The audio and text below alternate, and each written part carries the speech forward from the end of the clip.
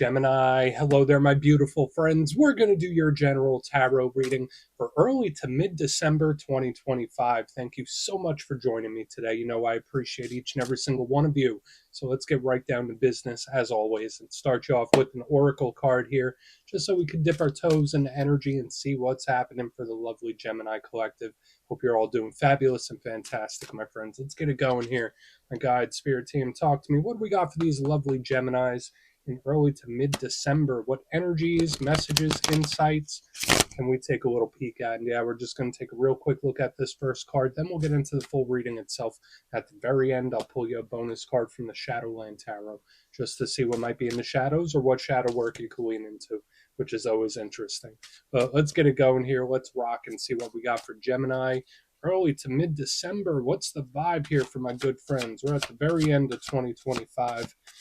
A lot of different energy shifting around. There we go. I'll take it. All right, I like this. So we have the Fool card technically. Now, this is an oracle deck. It's not a tarot.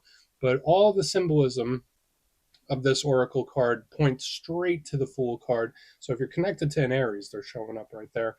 But even if not, this is usually a very optimistic card to me. There's a lot of good, but there's also some things we want to watch out for.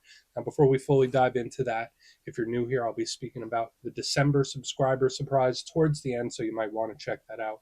And also, if you could kindly illuminate that like button by tapping it right on its third eye, you know, I'd greatly appreciate it. But enough of the promo, back into the reading. Let's talk more in depth about this card. So as you can see, it's not identical to the Fool card, but we have this feminine figure. She is dressed up like a jester. You know, we got the white birds, which indicates spirit, but I'm not sure if you could see it. If you look real close down at the bottom by her feet, there are several renditions of the Fool card. So we think of these archetypes. It's the first of the major arcana. It usually represents fresh, new type of energy. It's fiery. It represents action and movement. So I do like the Fool card for a variety of different reasons. Usually it's very lighthearted. It's having a good time. There seems to be a big emphasis on enjoyment and fun for a lot of the zodiac signs this week. So that could be part of it here, where maybe Spirit wants you to enjoy yourself a little bit and cut loose. But even if that's not the case, this is always great, fresh energy and fresh perspective. Now, where might be the downside in an energy like this? Normally in the Fool card, it's about to walk off a cliff, right? So with this card, it can represent a bit of a spontaneous type of energy. Act first, ask questions later type of vibe. So for some Geminis, you might have certain urges in this time. You might do certain things without fully thinking them through. So this could be Spirit asking you to, like, all right, slow down with something. Take your time when this card is here and just be cautious. That's a big thing. But aside from that, it's good and it's lighthearted. So we're going to let her chill right there. Seems like she was having a good time. Let's get into tarot. And yeah, I always say that first card, it doesn't make or break the reading. It's just a little footnote. So let's get you 3 tarot cards in the upright. Then we'll get into that intuitive juiciness. Let's shuffle it up one time here for Gemini. What do we got in early to mid-December? And while we get this deck shuffled up and ready to go, let's talk about last week's reading. Pretty good energy for the last couple of weeks, I will say that. But it was pretty much circling around strategy and planning. The reading was titled They Are Planning. So whether it was Spirit saying like, hey, Gemini, plan your next steps cautiously, like with this Fool card, or maybe there was someone you're connected to that's in a little strategy phase. It was showing up very strong. So we're going to see if that bleeds over into this week. But as you know, energy is very fluid, never set in stone. So only take this how it hits for you, because we could be seeing your vibe or somebody else, right? Let's get it going. 3 cards for Gemini. What do we have in early to mid-December? There we go. All right, cool. Total opposite of the Fool. We do have like watching, waiting, planning energy still when we have the Hanged Man. Normally, I like an action card in the first position, and he is not that. But I don't necessarily think it's a bad thing. It's just I'm keeping a very close eye on something. That's how that feels. Okay, Queen of Swords. It's one of your power cards. Remember, it's not gender specific. But this is always a really good card to have in a Gemini reading. So I like her, especially if that's an energy you're embracing and stepping into. Some of you could even be ignoring something as well. It's like, I'm not paying attention to it. So there's like this one energy that's hyper-focused on something. There's another energy that doesn't seem to be paying attention to much. And then we have the Emperor. So tons of Aries energy around you this week, my friends. Like a whole bunch of it, which is okay. Gemini and Aries, those are signs that usually get along. But we're going to have to see. There's some powerful energy at play this week, especially with the Queen of Swords Emperor. But let's go through. I'll give you some of the classical meanings and archetypes, then we'll get into that juicy, intuitive stuff. But at first glance, I always like to look at the elements, and we have a pretty good mixture this week, especially for Gemini. We have air, your power element, right there in the center. So the realm of logic, planning, strategy. Um, it's a very sharp intellectual type of card, and it's huge for communication, especially the air element. So it's really good. We have fire, which is complementary for Geminis as well. That's the realm of action. So the actions we take, the actions other people take. Passion, drive, desire. That's a burning type of energy, but in a good way. It could be a little unpredictable. So we have this little undertone that still keeps showing up, like a little spontaneous, unpredictable thing. When you mix the fire and air, it can be a little explosive. So it's something to watch out for. But then this hanged man on the front is like a mixture of elements. I look at him as like an earth water combination. So I'd say pretty much we have it all out here. Water, the realm of emotions, feelings, partnerships, creativity. And we have earth, the realm of security, stability, money, business. So we have a little bit of everything, which is a good thing. Let's go through and start building this out piece by piece. Position number one, we're starting with the hanged man. So normally, like I mentioned, I like to see an action card. He's not doing a damn thing externally. So we see him, he's hanging there. He's not miserable, but he just seems to be like hanging, watching, waiting. So for some of you, maybe there's something you're analyzing very closely. Maybe there's something or a situation you're keeping a very close eye on it. And I have the opposite because I have this one energy that's like hyper aware, and then this one's ignoring. Very weird. Well, not necessarily weird, but they're extremely different. Now, the thing with the hanged man, he's very similar to the hermit, where it's retracted, it's pulled back, and it's really paying close attention. Now, it's a lot going on internally. So even if there's not much happening in the realm of action just yet, the hanged man says, yeah, there's something building up here. It is a card of self-sacrifice as well. If you're the type of person where you put other people's happiness and needs and wants above yourself, this card can be that sometimes. But think private, solitude, retracted, watching. So either there's something that spirit wants you to keep a very close eye on, situation, person, maybe someone's keeping an eye on you. That could be the case. This is also very strategic, but it's watching and it's waiting. That's a big thing with this card. So we'll see. In its roughest sense, the hanged man can also represent delays, problems, feeling stuck. So we're going to have to see what's up with him, especially since he's the first card. We'll get him over here by the amethyst. Maybe that'll loosen up his energy a little bit. Moving to the middle, we have the Queen of Swords. As mentioned, it's one of your power cards. And remember, the gender doesn't matter with the cards. It's all about the energy they present. Now, queens represent the internal aspects of the suit. We already spoke about the suit, the logic, the mind, strategy, a very intelligent, big communication card. So with her, it's really thinking something through. There's a lot of mental action here. So when I see her with the hanged man, it's like I'm really thinking very closely on something, right? It's like I can't get it out of my head. So watch out for repetitive thought loops in this time. But notice with the way she shows up, her back is turned to this hanged man. So it's like I'm watching it, I'm thinking about it, I'm ignoring it. That's like kind of a vibe I can't quite let go of. So there could be a situation or something. You might just be trying to keep it out of sight, out of mind. Now, aside from that, the Queen of Swords is honest. She's truthful, straightforward to the point, very blunt, like she is not a liar whatsoever. And I think that's a good thing. Very intelligent. I think this is a great card. Oftentimes, when we get to the harsher aspects, she can show up when something serious is going on. So, whether it's a topic, a situation, your energy in general, a situation you need to take seriously, we'll take a look at her. But her big downside is that she could sometimes be an ice queen, right? Sometimes she could be very, very cold and detached and cut off. So we do want to keep a close eye on her. Now, moving to the back end, we have an energy that could either work perfectly with this Queen of Swords, or there's going to be some sort of clash, right? Because she's a very powerful energy, and so is the Emperor, right? This is the King of Kings, so it's not just like the King of Pentacles, King of Cups, King of Wands, King of Swords. He's like all four rolled into one. Um, might be connected to an Aries. Some people also give this to Taurus, but when I see him, I think of someone that's in control.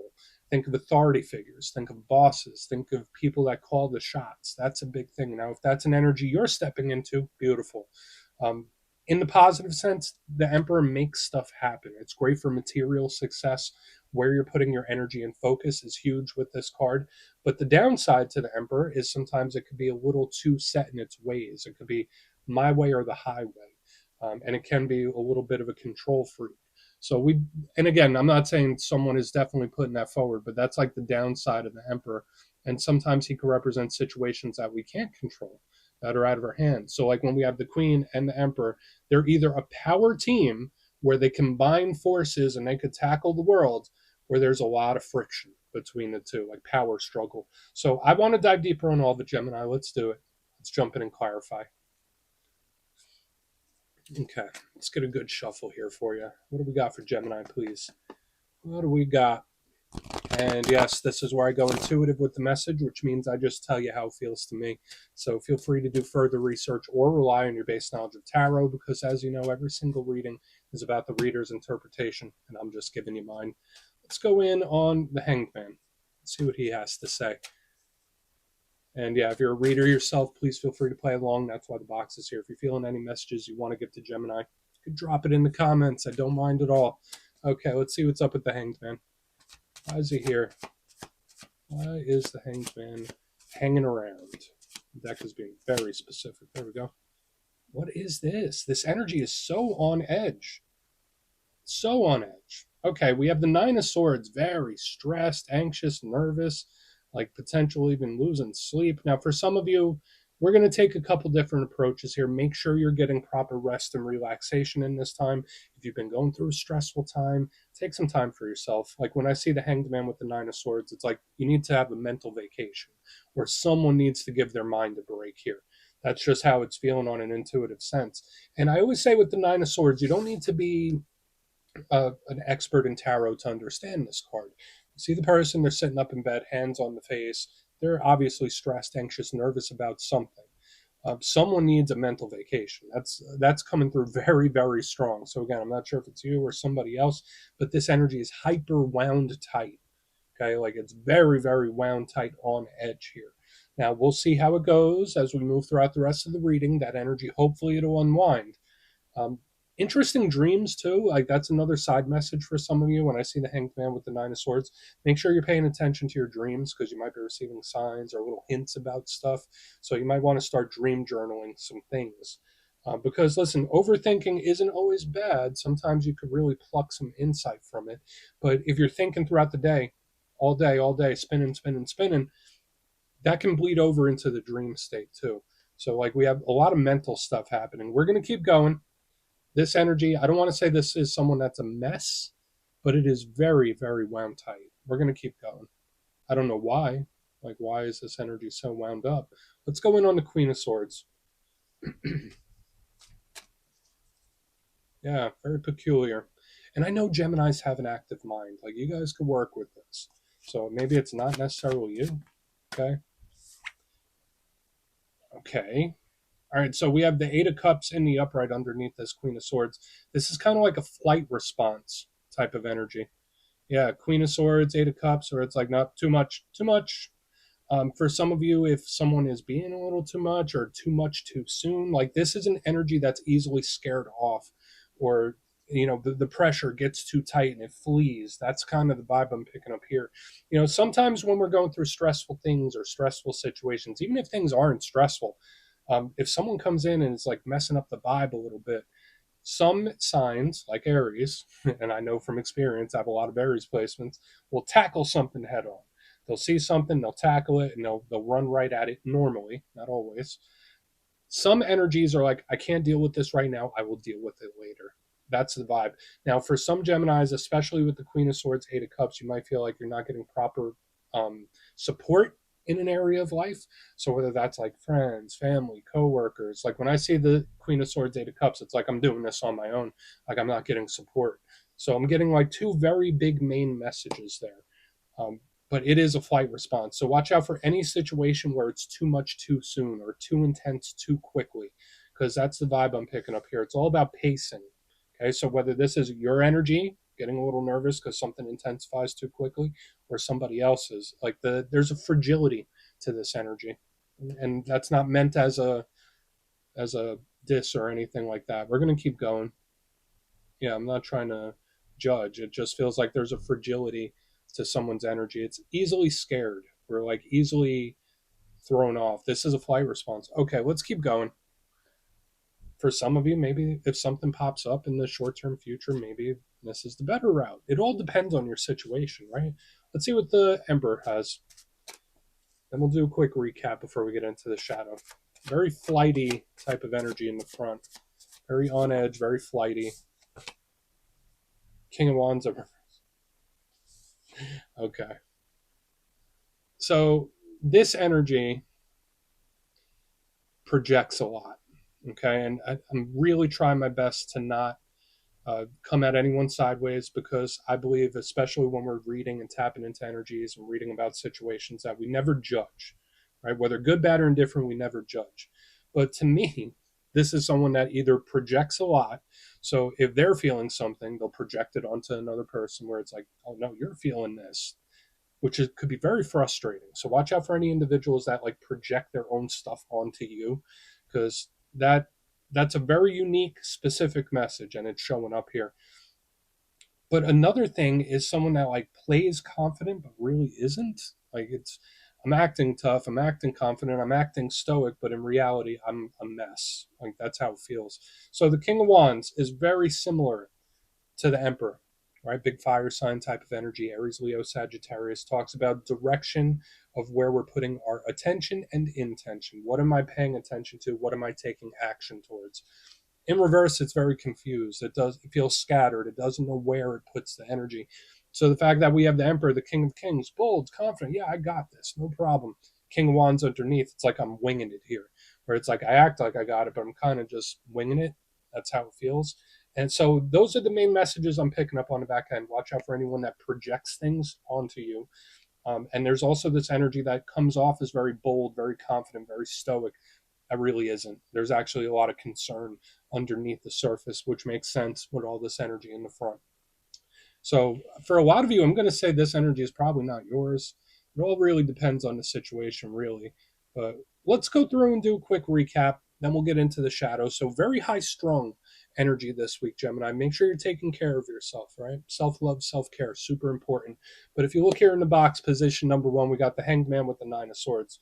Wow, on edge, like someone that can't get something off their mind, very anxious, nervous, wound up, wound tight. Someone needs a mental vacation in a big way. Feels a little messy.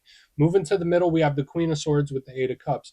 This energy split in 2 different ways. Either this is someone where it's like very flighty, big flight response, like easily triggered type of energy. Watch out for any situations that are too much too soon, where it's like I get overwhelmed easily. There's a fragility here in the front. Now, aside from that, when I see this in the front, maybe some of you are feeling like you're not getting proper support in an area of life. And then on the back end, we have another energy that's a little odd. We have the Emperor with the King of Wands in reverse. And this, to me, it's either a person that projects things onto others, so they project their feelings, their insecurities, or even just thoughts that they're having. They convince themselves that other people feel the same. Or this is an energy that acts bold and confident and like they got it, and in reality, they feel like they don't, right? This energy feels very nervous under the edge. So please take a screenshot if you want to look into that further. Let's see what's in the shadows. Okay, let's get a good shuffle here.